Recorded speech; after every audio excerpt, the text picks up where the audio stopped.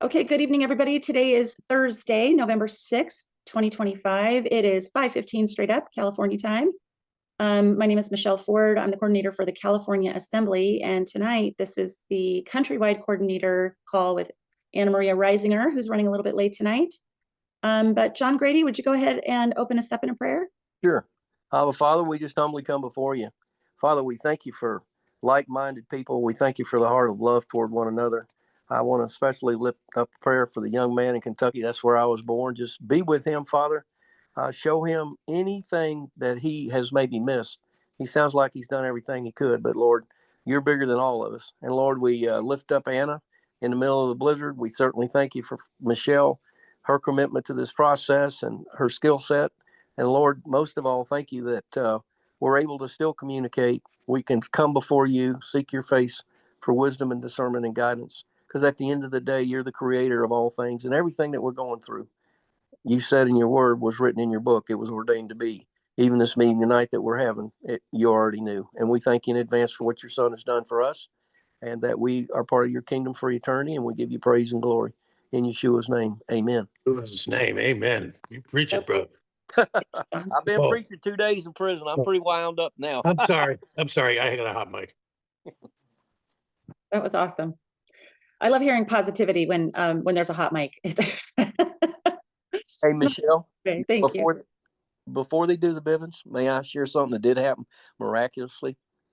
Sure, John. Ruth and I did a John Maxwell's leadership graduation in one of the bad prisons in Florida, and we had 20 men graduate. Wow. Yeah, first time it's been done in this prison. So God is moving. Oh, that's for sure. Yeah, he's definitely moving. And I yield. Sorry. No need to be sorry. Thank you, John.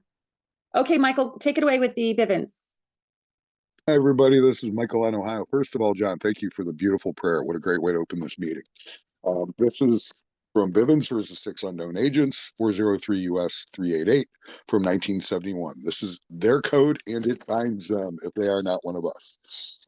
This meeting is private. Bearing false witness, misrepresentation, and posting inflammatory rhetoric in public forums is forbidden and shall be addressed in an appropriate manner. To eliminate all conflict and false allegations, is there anyone in attendance at today's meeting that is a member or agent of any law enforcement agency or public agency of the federal, state, county, city, or township agencies present? Is there a response to the Bivens decision for the first time? Hearing none, is there a response for the second time? Hearing none, is there a response for the third time? Anyone who is here under false pretenses, anyone who is working for any foreign government, including the territorial United States or municipal United States, anyone who's being paid or coerced to be here, must fully disclose their presence and purpose now or leave this call. If they subsequently show up as federal witnesses, they are discredited for failure to disclose. Are you now or have you ever received money or personal support of any kind from the intelligence community? Upon no response to this notice of the Bivens decision, this meeting shall now proceed. Thank you. I yield. Thank you, Michael. Okay, now we have a number of hands that are up, and I'm assuming that you're in line for Anna, but just in case you're not, is there anyone with their hand up that is not waiting for Anna? Hi, Michelle. It's Denise. Hi, Denise. I do have my hand up for Anna, but I did want to ask, we had a ASN pass away on our state last week, and I wanted to see what's the procedure or protocol for possibly getting into the LRO, because he ran out of time. He was actually going to send me his last will and testament. I don't think that he got into the LRO and had previously recorded it, but I just want to check and make sure for his family because he gave me all his other documents. Well, a state assembly recording secretary should be able to log in and see everything that's published there. And you're the coordinator, right? On Nevada? You're on Nevada, right? I'm the outreach person for our model county, but Clark County voted to stop model county. So I can reach out to the recording secretary. I did send them a message 2 weeks ago. It's been sitting in their email with no response. So I will try them again. Thank you. Okay, yeah, or your coordinator should also be able to log in and see. Okay, so a coordinator can log into an LRO and see every document, even in the private document vault? As far as I know, yeah, any published documents that are there should be visible so that the coordinator can check to see who's been status corrected. Okay, but for the private document side of the LRO, you're also available.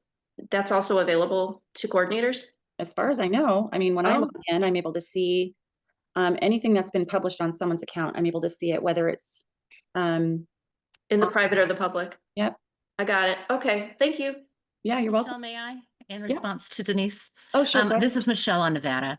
And I just wanted to let Denise know that I have here on my list to get in and put Michael as deceased. And she can text me and ask me for, what she needs information. And I have his file here in my office, so I can check. I just off the top of my head, I don't remember whether he filed his will. He Yeah. did a lot of paperwork for us. So his file is thick. So- Yes. Thank you, Michelle. I appreciate that. Sure, I yield. Okay. Yeah, and I'm sure I can speak for everybody here that our condolences go out for the loss on your assembly.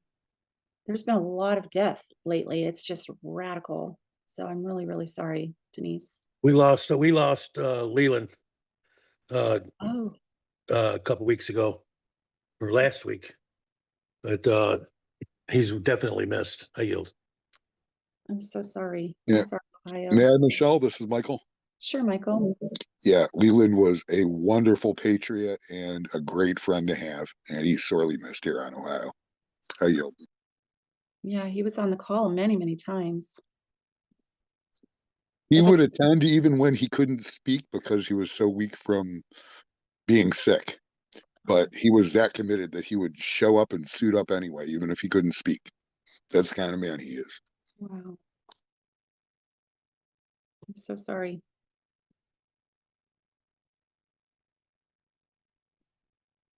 All right. No, I don't see Anna just yet. Michelle, can I ask a question? Oh yeah, who's that? Hi, it's Kim. Sorry, I'm on my phone. I'm driving. Kim, Hi, Kim. Cooper in California. Hi. Oh, hey, hi, Kim. Hi. Hello, everyone. I'm just doing a little reach out right now. If there is a coordinator, a state coordinator for St. Louis, Missouri, my son has reached out a couple of times. It's been a few months and he hasn't had any contact to connect him to a recording secretary. So if there is a coordinator on Missouri that could maybe. Yes, Kim, if you email me, it's Denise. I can get you in touch with Lori. Okay, great. Could you maybe put your email in the chat and then I can look at the replay? Sure. Okay, awesome. I appreciate you. Thank you. I yield. Michelle, may I? Yeah, go ahead, Dorothea. Hi, everybody. So, we also had one of our members that passed away, and he had also funding in his account. He didn't put up a will in any means of to inform his family about this. How will we be able to assist his things with his passing? Do you have any idea? Yeah, I mean, it does boil down to the will. I'm not exactly sure what happens to his account otherwise. I mean, the LRO, active LRO account is one thing, but the GFG money is another thing. So I think that's going to be a great question for Anna. I mean, there's, it may already be something that's known and I just don't know it. Did I see that Paula came on the call? Paula, is that you, Paula Garcia? Yes, I'm here. So if someone passes away and they've got a GFG account, how does GFG handle that? Right now, they're not really letting us know a whole lot about what they're going to do with those, but I know there was a beneficiary section. Now that's gone because if you're not status corrected, you don't have access to GFG. So if someone passes away, their children, if they want access to their account or their parents' account, they need to correct their status and create their own account, which is what we're doing. I know my account is not just my funds, it's my father's, my grandparents, all those. Anna has made that very clear that this is not just us, it's our family members that passed on before us. This is their money too. And so I feel like it's kind of the same way. It's looking like that's kind of how that's going to work, but I'm not 100% sure. I yield. Okay, thank you, Paula. If that's something that you can send to May the, I have a follow-up on that? Sorry. Also with his death, that needs to be now recorded and not letting it go through the authorities the way it used to. how do we go about that? Because I don't think he would have wanted to go and register his death. Well, I think the issue is that, you know, quote, person, that legal person still exists out there. You know, that thing is still out there.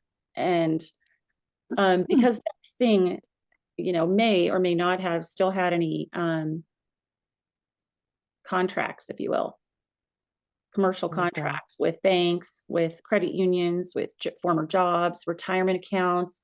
You know, there's so much that, Mhm.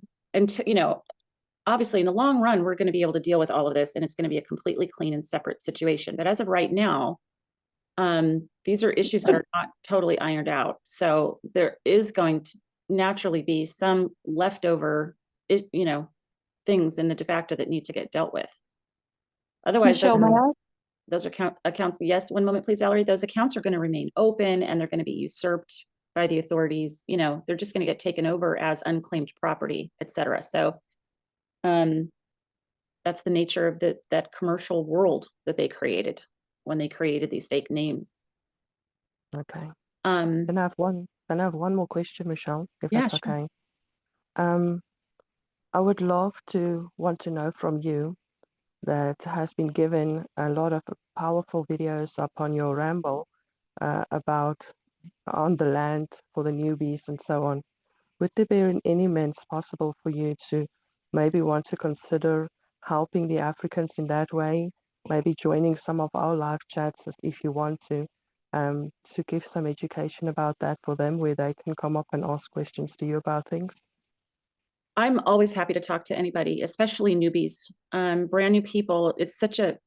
What we're doing is such a nebulous concept. It's very, very difficult, I have found, for most people, although the learning curve is getting much shorter. It's a tighter, quicker waking up process these days. It used to take 5 to 6 to 10 hours of repeating and saying the same thing over and over again. You know, long story short, I'm totally happy. How will I be able to get hold of you to maybe have something like that for you on our floor or on your floor for Africa? Yeah, I'll give you my email address in the chat, and Thanks, Michelle. yeah, we could reach out and schedule a Zoom or something like that. Thank you. I appreciate that a lot. Yeah, you're welcome.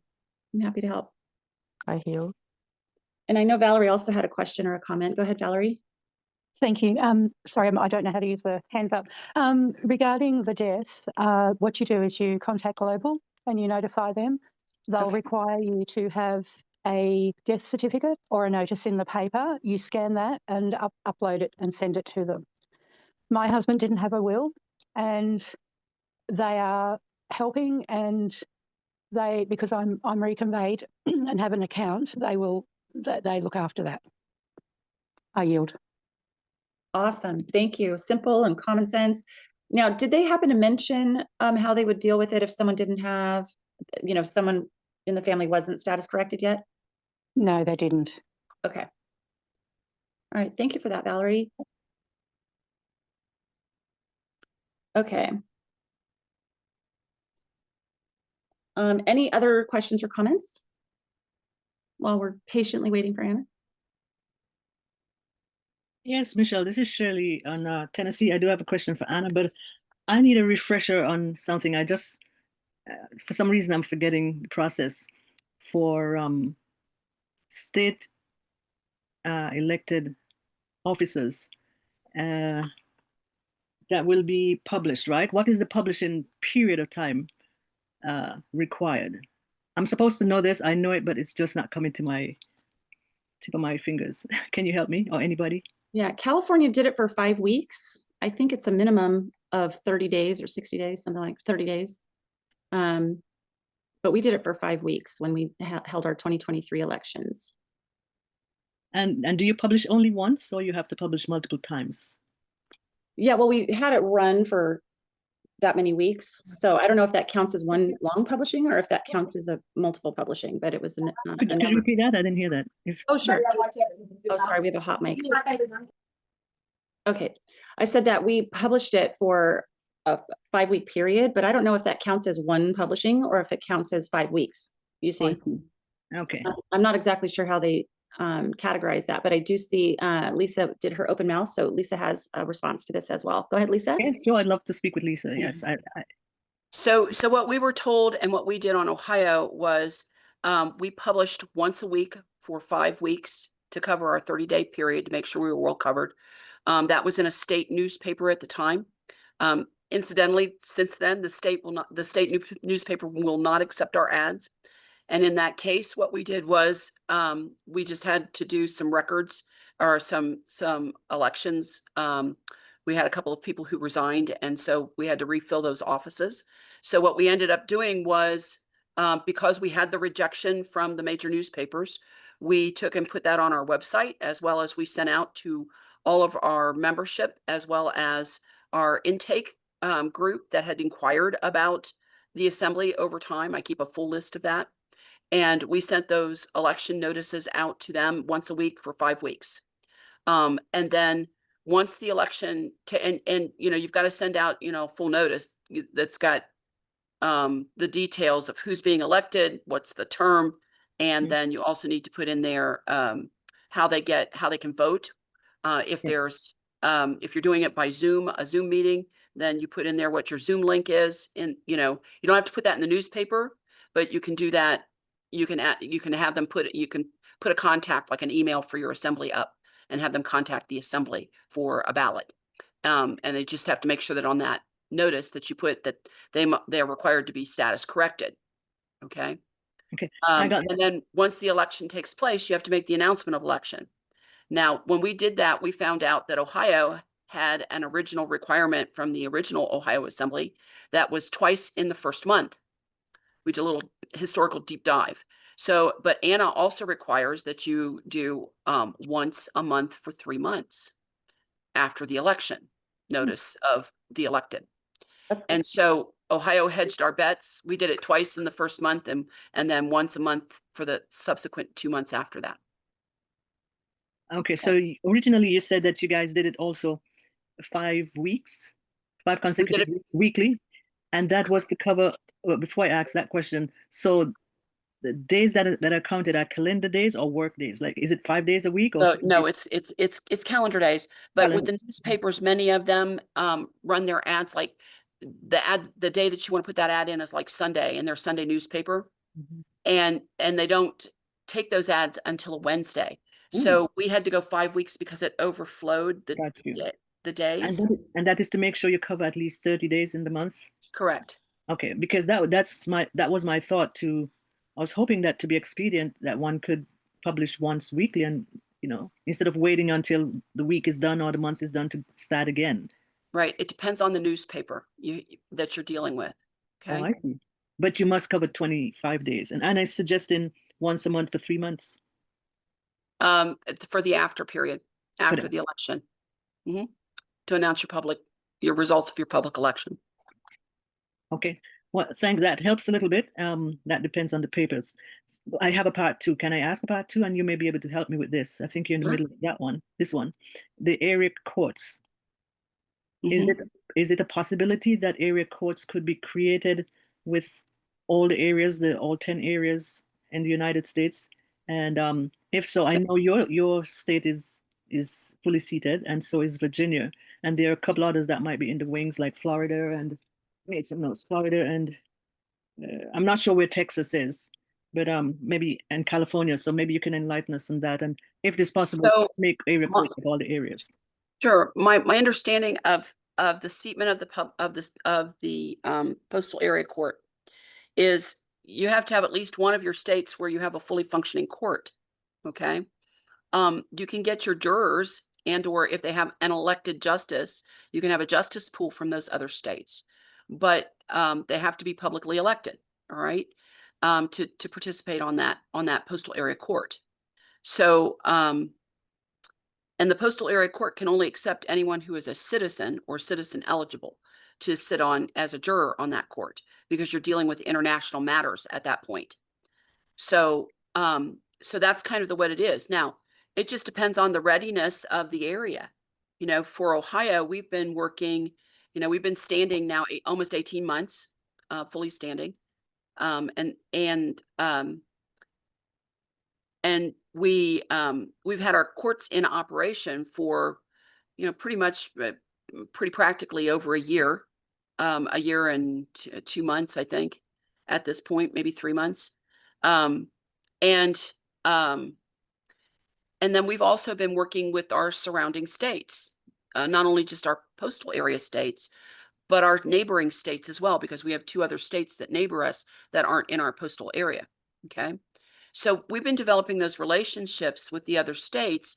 Um, and that's real important that we do that. And then we've, kind of provided the training for um, the postal area court grand jury and juror training, and kind of help spearhead that between the states. Kentucky's been invited, Indiana, Michigan. There are our postal area court, our postal area states. But we Yes. have, but we also have, some other people joining in that are close by as well. So it really, once they get one state up and that state has an operating court, then yeah, it's possible to open, as long as they've got an elected justice, to open the court and move forward.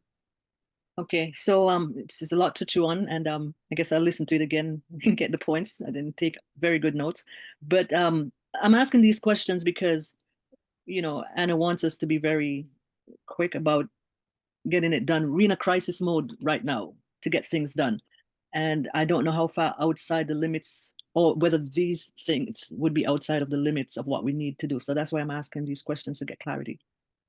Right. So, you've got to do it. You got to make sure that you're lawful and you're unimpeachable when it comes to your process. So, I know everybody's in kind of in fast forward mode, but you have to check the boxes.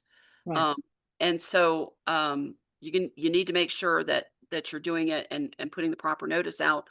And then, if it takes you one more day, you know, you I guess the way I look at it is, we've been this long, one more day, if you're in process, you're still in good shape. Okay. All right. Well, thank you, and I yield for now. I mean, I have to sleep on some of that. Okay. Thank you so much. I Thanks, yield. Shirley. Anytime.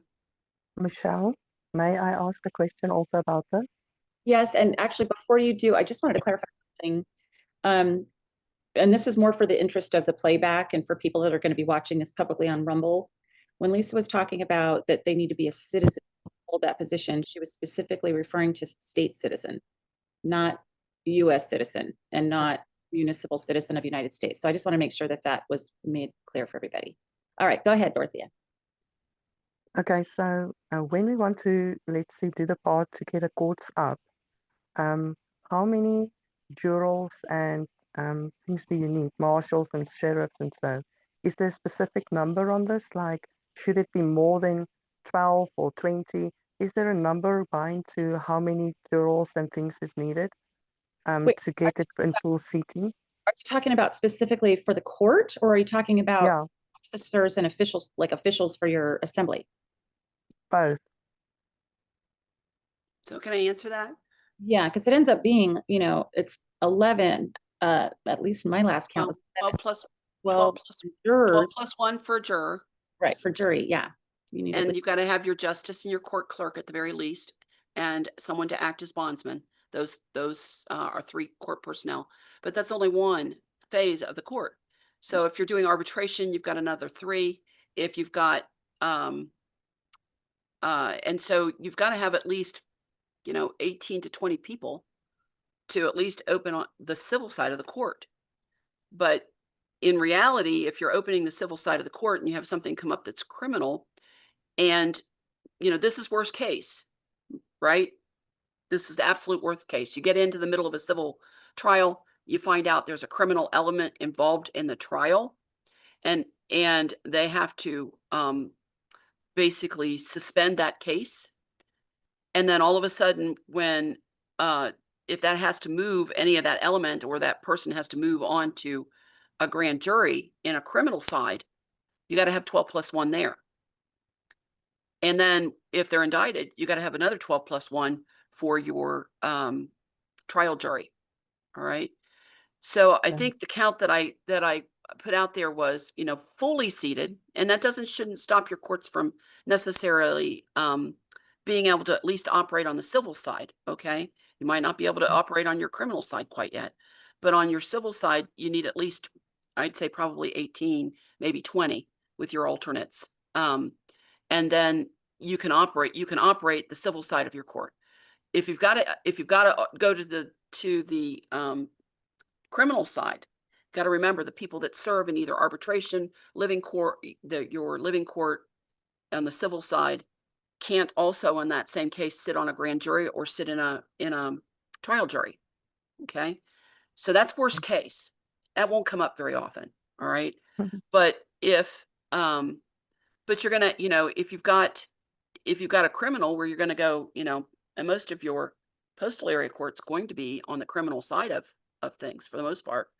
That's at least right there. That's 26 plus your justice, your court clerk, your bondsman.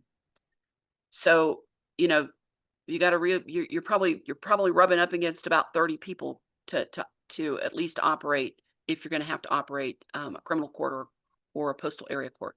But the postal area court actually becomes a little bit easier because you've got more states to pull from, more area to pull from. Okay. Does that help? May I just ask, when it comes to the point where you call it into seating, is there notices that we are supposed to put out there, public notices that states that the court is in seating? Well, as far as the court session, you're probably going to include that on a sessions calendar for your entire assembly. And, our courts really aren't necessarily, our courts were never supposed to operate 24/7, 365, right? That the way the de facto operates right now. You can have grand jury sessions, but there's some caveats to that too in terms of operating grand jury sessions. So grand jury sessions are 30 days. If something criminal comes up within those 30 days, you have to put it through the grand jury in those 30 days. Otherwise, if you read a little bit about Ex parte Milligan, that was one of the reasons he was actually let go, was because he didn't get his justice within the grand jury cycle. Okay. So yeah, exactly. So that's, there's lots of little caveats here. You're going to have to study a little bit more. Thank you. You're welcome. By the way, Anna is with us. So, Anna, are you ready? I think I am. Okay, super duper. Welcome. How's that blizzard going? Well, it's pretty impressive. It's our first real snowfall of the season, and it's coming down hot and heavy. I think we got 3 inches in about an hour and a half. Oh, wow. Oh my gosh. And it's just continuing to go. So heaven only knows what we'll be looking at tomorrow morning, but I was out in the storm and we had to slow down for obvious reasons. All of the first snow of the season drivers are hitting the ditches. Oh. And the old folks are slowed down, crawling along, being very cautious. So yeah, it took a lot longer to get home than it normally does.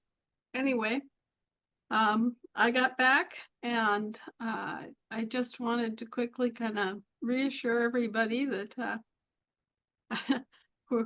I don't know if you could say that we're in control of the situation, but we have our options and our remedies in place. So it's impossible to tell all of the ramifications of what's going on right now. But at least those Americans who have clearly declared themselves Americans should be safe, and they should have their homes safe. And that is more than I can guarantee for some people. This is a very, it's a very difficult situation. Diplomatically, it's very difficult. The government in Britain is teetering, as it should be, I think, because of the way in which they've allowed unelected bureaucrats to run things, and all of the corruption that has occurred as a result. It's actually a situation very similar to what we saw in France prior to the French Revolution, where unelected bureaucrats gained control of the treasury and spent. This is what we're saying here too, where unelected bureaucrats have gotten control of large quantities of money and have spent it and redeployed it for purposes that were never even anticipated by the legislators that were elected, and certainly were not ever approved by the people.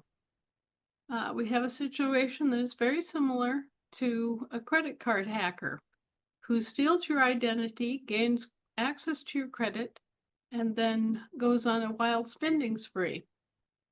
And we are not responsible for that any more than you would be responsible for such a crime against your bank account. And so this is a situation where the criminality of it has caused the worldwide recognition of the crimes. And it has also required the operations of the military to deal with the severity of the crimes. Because what we're looking at is something so endemic, it's so entrenched, and it is so extensive, it affects so many people, not just in the government, but all those government subcontractors and vendors. So, you know, we're talking about millions of people being impacted by this. And most of them don't realize that they're doing anything wrong. So it's a kind of bizarre situation, but it totally dwarfed all the conventional police forces that we have. It dwarfed all of the conventional private eye and private security systems. It dwarfed Interpol. It's just impossible for us to address without the assistance and participation of the world's militaries. And so what you're looking at is a situation where crime that has been committed against the national governments is now being addressed by a military alliance. And they've done everything they could to keep this very quiet and keep it under wraps and to act without letting people know what was going on. But it's not ultimately going to be possible for them to continue on carrying out these broad spectrum efforts to arrest the criminals and to provide some sort of due process arrangement for the court system. And it's just getting more and more, I guess I could say, it's peeling off more layers of the onion as we go. Okay. So we are working with the remaining civilian police forces. We are working with the military. We're working with the village level police. We're trying our best to maintain a strong, united, I won't say attack, but a response to the situation. Once again, the American people were being targeted. Once again, we were being used as the scapegoats, and we were the ones who were being attacked. We are the ones that were supposedly responsible for all these debts. But with 5 years behind us saying, oh no, not us, it's become impossible for them to continue on with business as usual. And even the most diehard of the proponents of the current system had to admit that, yes, it was criminal. And so we're replacing a criminal system with an honest system, but it is going to require some rather unusual I guess I could say, unusual means to get to a point where we have control of the whole situation again and have control of our money. So, Well, Anna, do you think that with this, with it being known that it's the equivalent of an international credit card hacker, that is that going to delay our access to our prepaid credit? no, we have a completely separate autonomous system set up. That's why we set up Global, was so that we would have our own separate system. Great. So Okay. the things that are happening to them won't happen to us. And you know, it's very unfortunate that we couldn't get more people on board before all this began to unravel. I mean, heaven knows that we've tried our best to get the word out there and get more people to come over to our side of the jurisdictional barrier and to get back on the land. And really, there's nothing stopping them from coming home at any time. But until they do, they won't have access to the credit that we have. They will not have access to the AFD. And and other good news, we gave the order today to begin minting United States silver dollars. So Wow, cool. yeah, we'll have United States silver dollars, and a little bit later, after the coinage, we'll have silver certificates that are backed by United States silver dollars. And every silver dollar that we mint helps to take away the debt, the indebtedness being held against the fiat dollar. So that's all to the good. We've got plenty of silver. The coinage is going to be quite simple. It's just going to have a buffalo on one side and our Great Seal on the other.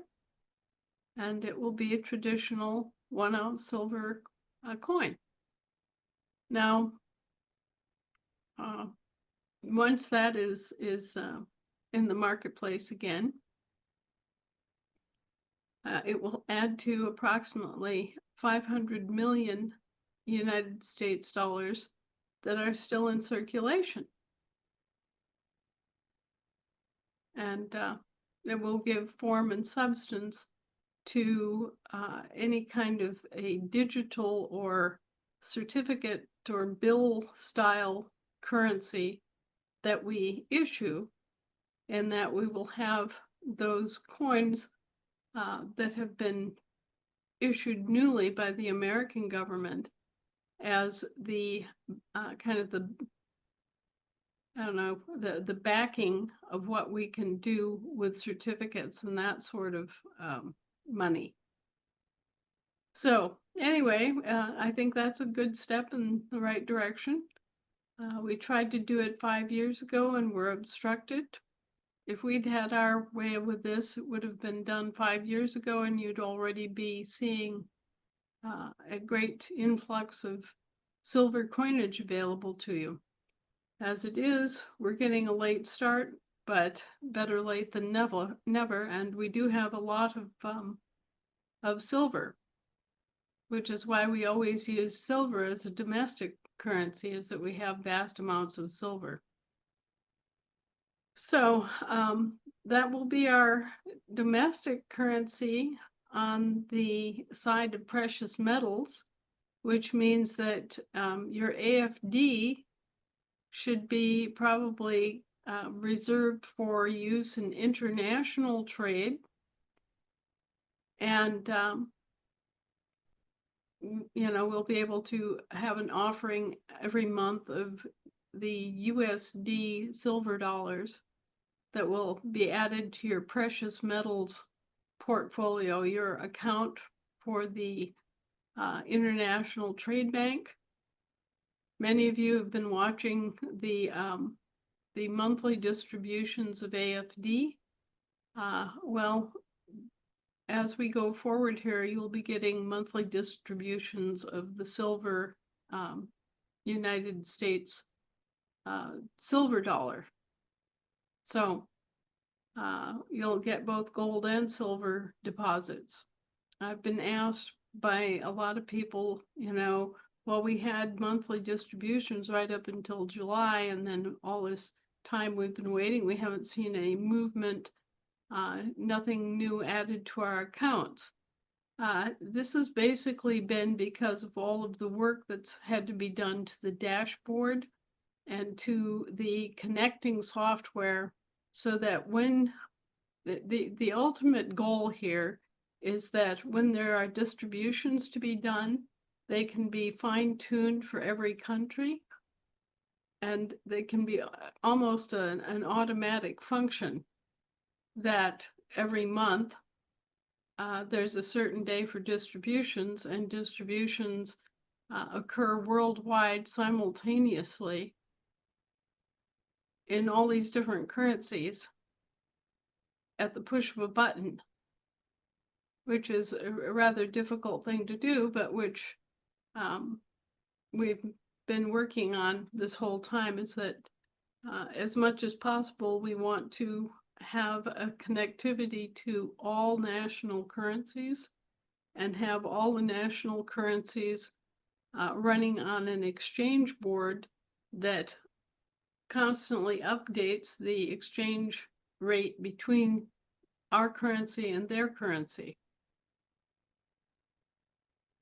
So that, you know, if you were to go buy some Vietnamese cinnamon from a Vietnamese company, it would have an automatic exchange rate tracker that is updating that on a constant basis, so that when you push the button and you say buy, you get the price that the exchange rate that was in effect at the moment you chose to buy. And this requires an awful lot of coordination and a lot of software programming to make that kind of instantaneous automatic online response available. So that's what they've been doing, is bringing this all together in a way where they can do the monthly distributions with the push of a button, and everybody that's getting a distribution in AFD gets it at the same time worldwide, whether you're a foreign correspondent in Beirut, or you're a nurse that's working in Somalia, or whoever, wherever you are. If you're an American, you are getting your distribution on that day in AFD, and you have access to your account that day.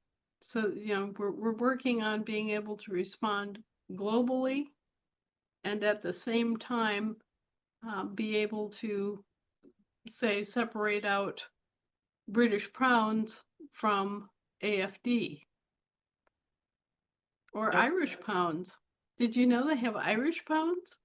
I didn't know that. Yes, it's the traditional precious metals backed currency of Ireland, which they're in the process of reinstituting. They've had it for 10,000 years, and just in the last couple of years they've kind of gone off the board, but they're getting back on with great joy and alacrity. So we'll see Irish pounds here before too long. That's and awesome. yeah. By the way, Anna, really quick, I don't know if you intended to be on audio only or not, but it seems like your video is turned on, but that something might be blocking your camera or something like that, because we can't see your video, we can just hear your voice. Well, I don't know. Maybe it's camera. Oh, phooey. All right. Well, we won't worry about it. Thankfully, we can hear you. Now, we do have a number of hands, but before we go to any hands, how much time do we have with you tonight, Anna? It's 5:08 your time. And so what time, how long do we get to have you for? I have another meeting at 6. I would like to get a chance to prepare for that meeting. It's another banking meeting. We have had banking meetings back to back, as well as a bunch of diplomatic type meetings. Have been keeping us very busy here. But anyway, let's give a good faith effort and try to answer a few questions. Awesome. Well, let's go. Cynthia Pinkston has her hand up first. Go ahead, Cynthia. Okay, I have one question. Under what circumstances, being money, votes, or information, are closed meetings in the assembly conducted? And can you please give an example? I yield. Okay.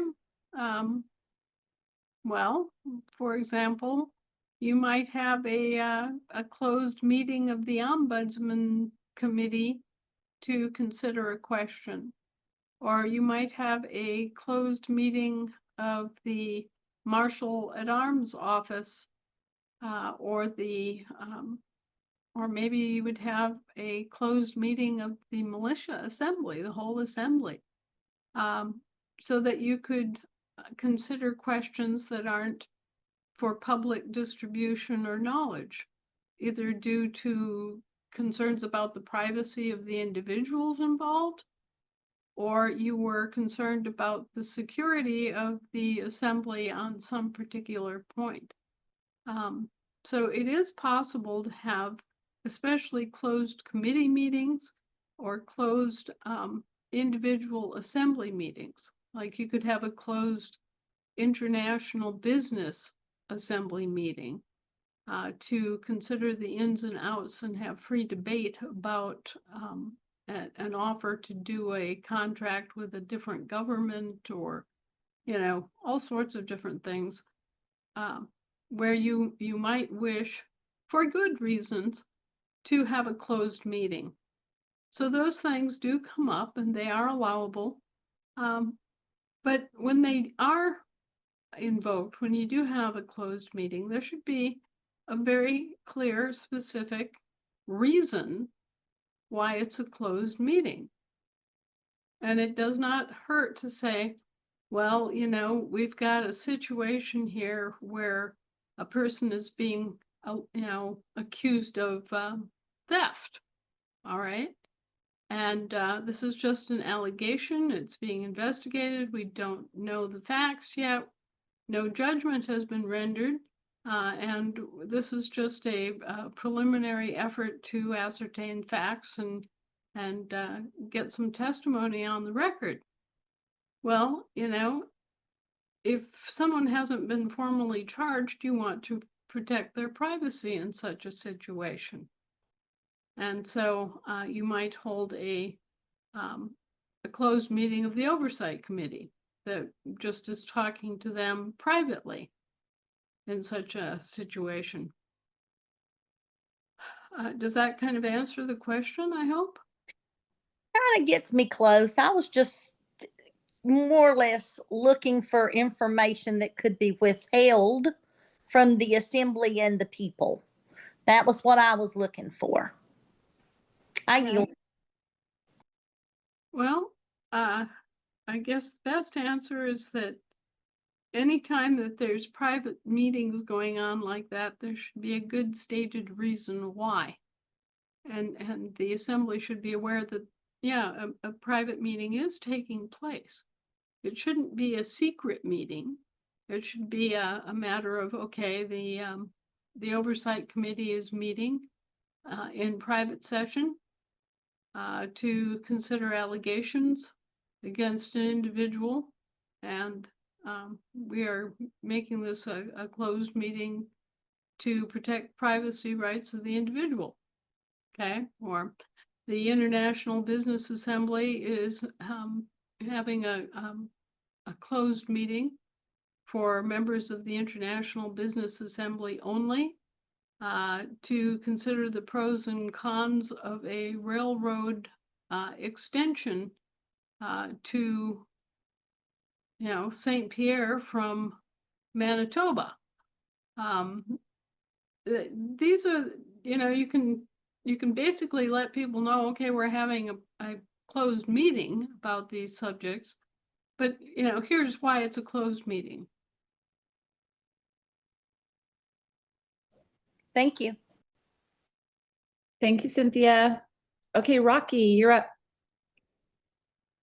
How you doing, Anna? Okay. Can you explain the difference between the Union State and the Union State Assembly? Or is there a difference? Well, the Union State Assembly is the living people, right? Uh-huh. And the Union State is a government institution. It's a body politic representative of the people. So the people who make up the Union State Assembly conduct the affairs of the Union State. Okay. But that said, being that there's two state assemblies, then how is the Union State Assembly constructed? There's actually one state assembly, Rocky. Okay. It's just the same people operating in two different jurisdictions. Okay. So like when you were saying there was two state assemblies or two states. Okay, let's put it that way. Which is the State of the Union and the Union State, right? Right, they're the same people. It's the same assembly. It's Okay. just people operating in two different jurisdictions. Okay. Just like you live in a county as well as living in a state. Uh-huh. So, you're the same person, whether you're operating at a county level or you're operating at a state level. Okay. Okay, so when you join all the counties together, you have a union state.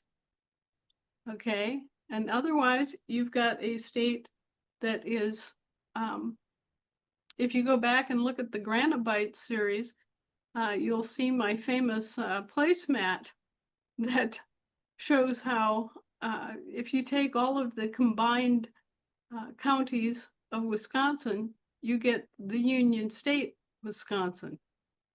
But you also have Wisconsin at the international level that is just one single state without all the county lines being shown, right? Yes. Yeah, I've watched that many times. Okay, so you have your Union State, and that's everybody acting at the county level in the national jurisdiction, all right? Right. And then you have your State of the Union, which is your state operating in international jurisdiction. And it's really just all the same people. It's not a whole different group of people. It's the same people wearing two different hats, operating in two different jurisdictions. Okay. Can it be different people or does it all have to be the same? Well, you don't have to participate.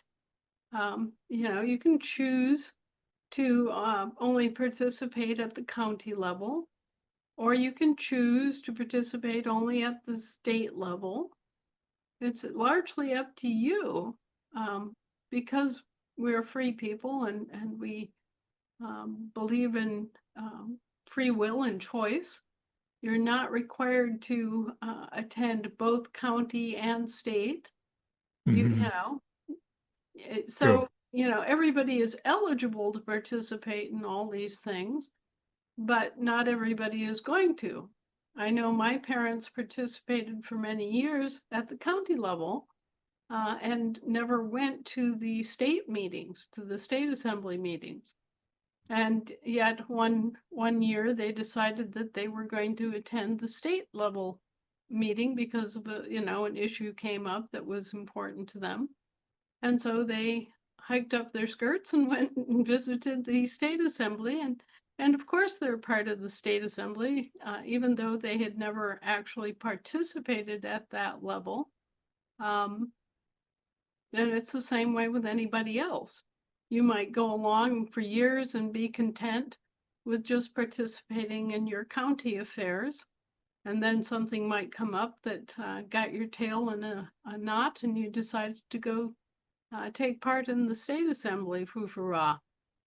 And that's entirely, normal and acceptable and customary for our government. True. Now, you mentioned that the counties send their delegates to them. So do they send them to the Union State or to the State of the Union? It depends on whether you're discussing national level things or international level things. So Okay. it depends on where the delegates then go because of that. Yes. Right. So, if you're looking at national subject matter, then you're going to be dealing with the Union State. And if you're looking at international business issues, you're going to be looking at the State of the Union.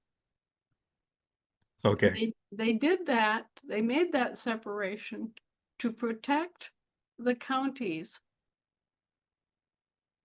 So this is you hear people, especially Brits, they rant and rave about American isolationism, and you might be thinking that they were talking about free trade or something like that, right? Uh-huh. No, what they're talking about is the fact that they can't get to our counties. They have to come through the states first. And so they can't just go to a county and cut a deal with the county board and say that they bought Marionette County, Wisconsin. Okay. Yeah. Yeah. We don't want that. Yeah. This was what our forefathers put in place, because you have to remember, when all this got started, we were trying to form a nation out of a whole bunch of different colonies that had been promoted and funded by different foreign governments. So if we hadn't set up the way we did, it would have been possible for England, say, to come back in and simply make economic arrangements and gotten back their colonies simply by buying them off, right? County by county. So what we did with all of that was that we created a separate jurisdiction for the soil. And nobody else, by the way, has ever done this. We were the only ones that ever did this. We established our national jurisdiction on the soil, and then we had the jurisdiction on the land in international jurisdiction separately. So this was done as a protective measure, and when we had to rebuild on the, as we've come out of this whole situation, we have the national jurisdiction represented by the counties. We have the land jurisdiction and the sea jurisdiction represented by the State of the Union, right? Right. And then we have the commercial jurisdiction vested in our chartered entities, and that could be a state of state, or in our case, at the present moment, a bank. But this way we have everything, we have all the jurisdictions covered, and we're able to operate in all the jurisdictions, which is basically the primary responsibility of a government, is to be able to operate in all those jurisdictions. And so, we've done everything that we needed to do. We have our post office, we have our indemnity bond, we have our Great Seal. We have all of the pieces. We have our operant institutions in all these jurisdictions. And so we're actually in much, much better shape than a lot of the countries that are coming out of this bad dream and realizing, oh my, we have to start operating our land jurisdiction government. And we haven't done that in 150 years. And we're starting out flat-footed and nobody knows anything. And, we're, here in America, we are actually way far ahead of most of the countries who are just now waking up and realizing, the extremity of the breach of trust that's gone on. And so we're covered. And I'm very pleased and I'm proud of all of you because without you, this would never have happened. We would never have had our government represented as it is in all the jurisdictions without people stepping up and participating and clawing back their American status as Americans instead of US citizens. So thank you very much. I'm grateful for you too, because we wouldn't know what we're doing without you either. So it's all everybody working together, and I appreciate it. And I'm going to yield to let somebody else go. okay. Thank you. Bye-bye, Rocky. Bye. Thank you, Rocky. Okay, Denise, you're up. Hi, everybody. Quick question about elections. We've got a couple assemblies that are holding elections for committees. I wanted just to get some clarity on that. What do you think about that, Anna? Well, as we're starting out, most assemblies have simply opened their door to the committee, saying, okay, we're organizing a outreach committee, we're organizing an education committee. And then whoever wants to volunteer volunteers. And that's the American tradition with committees. Right. That's what I thought. Okay. And Yeah. then on elections for, an assembly, how about voting on, say, issues? I know you've always kind of said, well, whoever's at the table can come and eat, right? And you have to be part of the discussion. But then there's this delay of the discussion. Then the people that aren't even in the discussion are then asked to vote. And then the voting period's like 2 weeks for an issue. Can you comment on that? Well, that doesn't seem like a very efficient way to deal with things. Our traditional way, our customary way of doing things is that the committees research things and make recommendations. Then they come back out to the General Assembly and say, okay, here's the question. Here's what we found out. Here's what we recommend. And, vote it up or down. That's, basically the American way. And we don't expect the voting period to be the time that people have to research these things.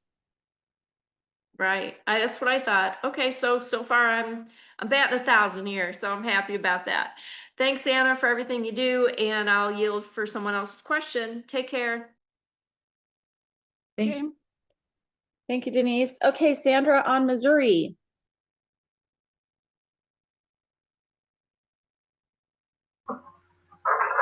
Hi, thank you, Michelle. Thank you, Anna. Are you able to hear me? Yeah. Hello? Yeah, hello, I can hear you. Are you able to? Okay, super. Okay. I have a question regarding what avenues can Paul look at in order to verify your information as far as getting a credential card. I was looking in the recording secretary handbook, and one of the articles that was in there, it was stating that the recording secretaries, they're basically recording, and they didn't have the power to hold anybody's information. As long as you turned in your basic documents and you're trying to get your a card, if you can't get it on the LRO, can Paul go to other avenues where you get your information recorded if you can't, say, get it on your own state for various reasons?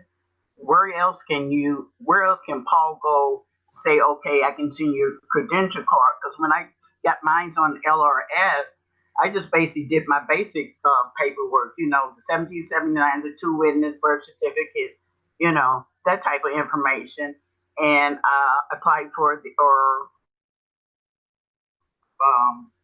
paid for to get a credential card. So now, are we saying you have to do all 928s to get a credential card? No, there's been a long-term gross misunderstanding about the 928s. The 928s were established for, our leaders, to protect our leadership, to protect our coordinators and their assets and their families. And so this big long packet of things was developed sort of as a metal jacket, okay, to put them in a position where they could defend their actions and defend their own personal property and things. And so that was the purpose of the 928s, that and working through the entire process, the logistics of the process. And then we were able to wind it down to just the declaration and 2 witness statements. And that's really all you need. I mean, there may be some things in the 928s that you would want to have. For example, if you have children, you might want to have the baby deed. I certainly would. There are some elements of the 928s that, depending on your circumstance, you might want to consider filling out and recording. But in general, when it's just a matter of establishing your claim to your American birthright and your status as an American, the declaration and the 2 witnesses is sufficient, and also sufficient for a state credential card. Now, if you're having, problems because your state is, for whatever reason, extremely slow, so they've only got 1 recorder and they're overwhelmed and that sort of thing, you can always go to Global Family Group at their globalfamily.com LRPS site, and they have the ability to record your declaration and your witnesses and issue you a credential card. So, there's more than one way to get a credential card. And at the same time, you get a bank account. That is something everybody should do anyway. So don't let some circumstance with the state LRO keep you from claiming your birthright and getting the credentials that you need. And just go to the Global Family portal, and that will also give you not only a credential card if you order one, but also it will give you your bank account. Okay, I wasn't aware that they could even do a credential card at this moment. I hadn't seen it on their site anywhere. It's in the other papers. But basically, for anybody that's paid for a credential card, you can't get a credential card for whatever reason, and for whatever reason that they can't even get on the LRO. So you're saying there's other avenues like GFG. So are there any other ways, like say stand up, where Paul could go and verify the information there, so you can get your information on there as well? Well, if you went through the LRS, you have presumably received back a long time ago your actual original documents that you submitted. And so you shouldn't have any problem resubmitting those. And we held everything open for the LRS for a period of almost 5 years. And I gave it, you know, said, okay, well, anybody who was on the LRS can come forward and get a free card here and be reinstated for free. We did that for a long time. And it was just lately, a couple, 2, 3 months ago, we said, okay, well, anyone who hasn't updated their LRS stuff will have to go back and do it new. So we did hold that open for a long time.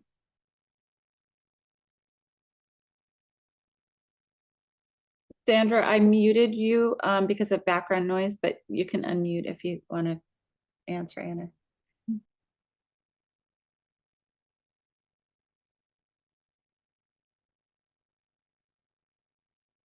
Sandra, did we lose you? Yeah, I had to mute her for a minute there while you were talking, Anna, because her background noise was disrupting the audio, but she's back. Go ahead, Sandra. Okay. All right. So yeah, I have my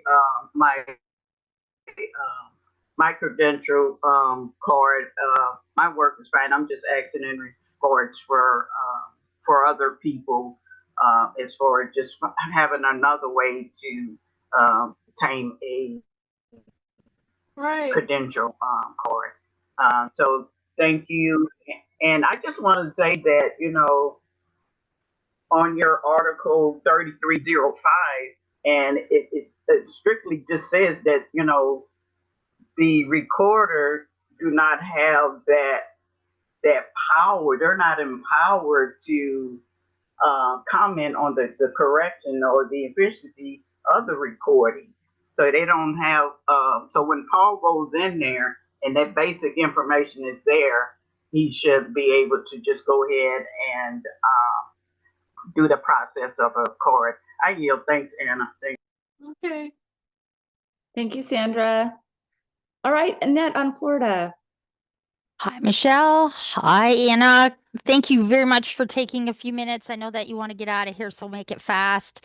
So if a county would like that is standing wants to keep their national business community, committee, can we do so? So we are fully functional, doing well, and we are very proud of our business committee. Obviously, it is our business pillar, sorry, and it's national. Of course, it's not international.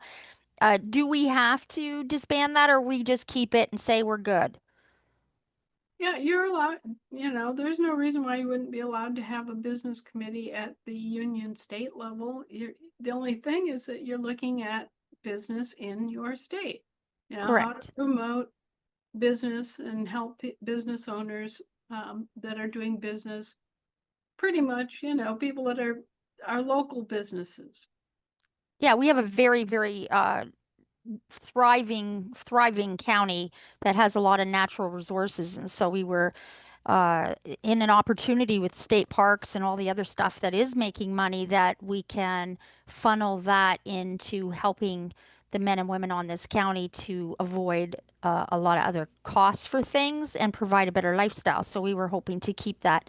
I wanted to ask, there's some kind of weird anomaly going on right now with credit cards and bill payment stuff, and I was down into some government things trying to pay for a tariff road, and they said because of Protocol 2024, none of the credit cards were working, and that they had this anomaly that it might be a few days before they get that working again. Are you familiar with what's going on there, or is this part of the AFD rollout in the Q4? Well, you're going to see this because individual banks are suffering instability, and they're suffering instability because they're locked in a no man's land where they're not part of the old system and they're not part of the new system, and they're not part of our system. They're just sort of in limbo, and that's causing a lot of problems with the credit card system and with a lot of other things too. And I guess this is something we should expect.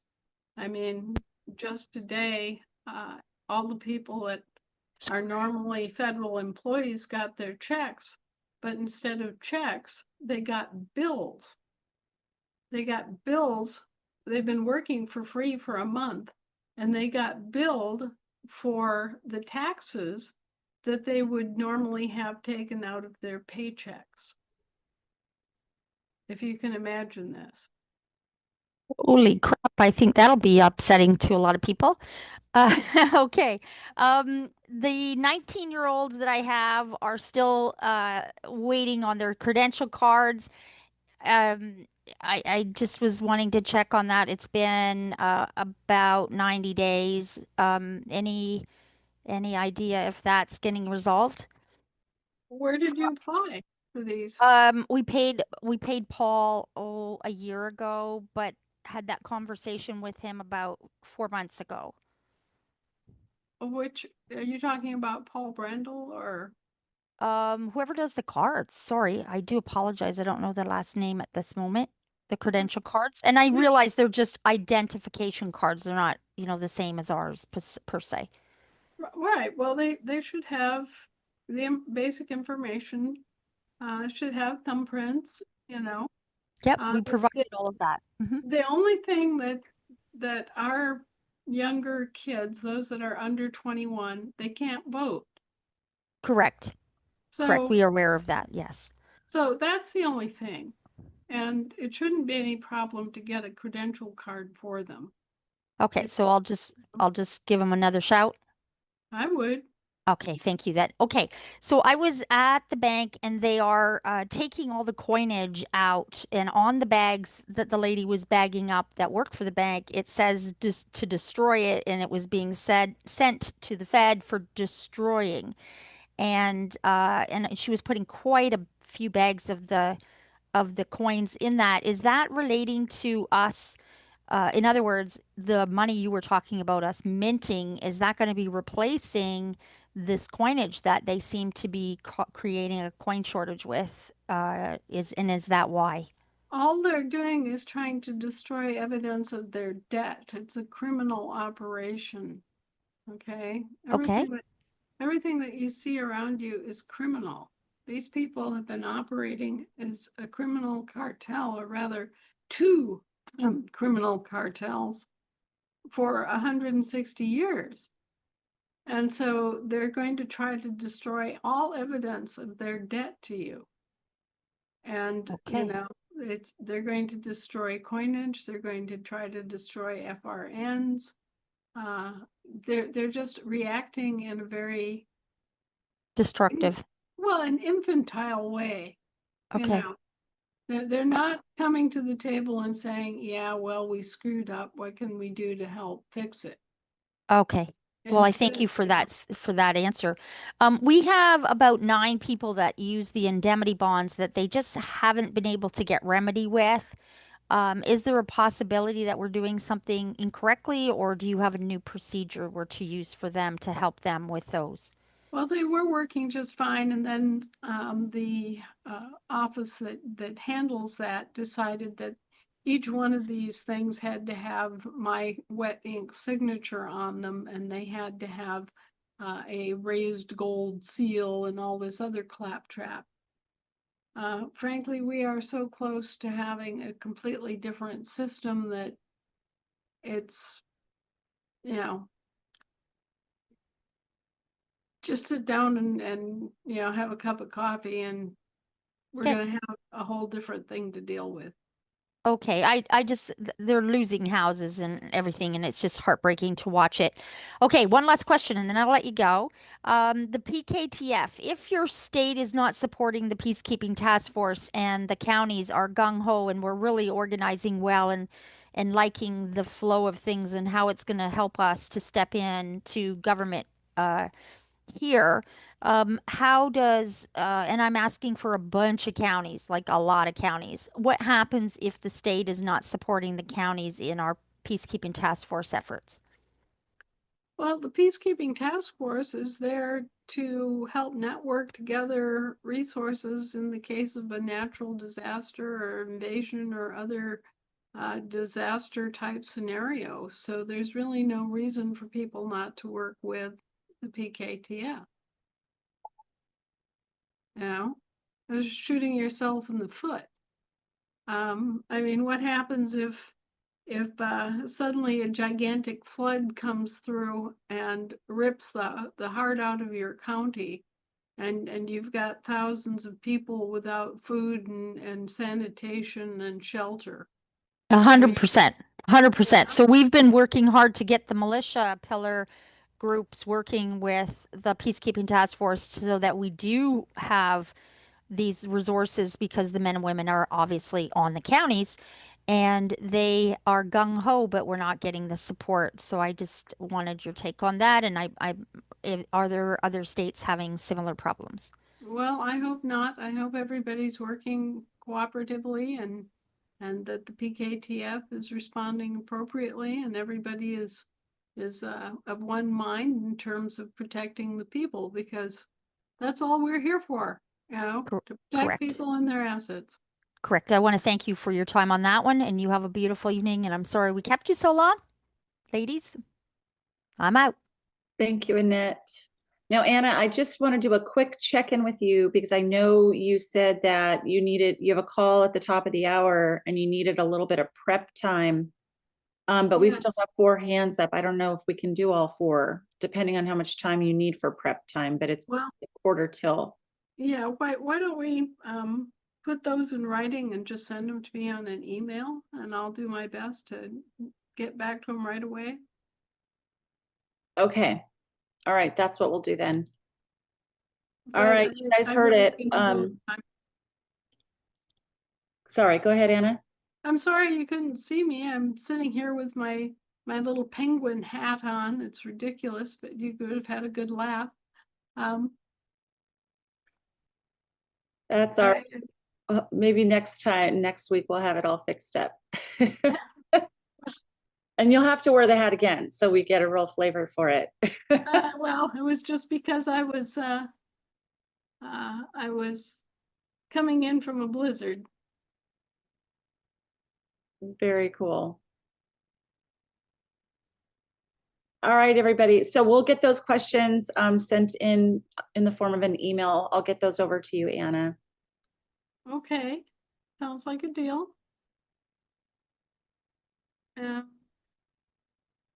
I've got all sorts of things going here on my computer. I'm constantly having to learn new computer stuff, so just bear with me. I can't even manage to sign out tonight. Good night, everybody. Good night. Thank you. God bless. Good night, Grandma. Good night, Good Anna. night, Anna. Good night, Anna. Be safe. Good night, Anna. Thank you so much. Night, Good Anna. night, Thank you, Shining Anna. One.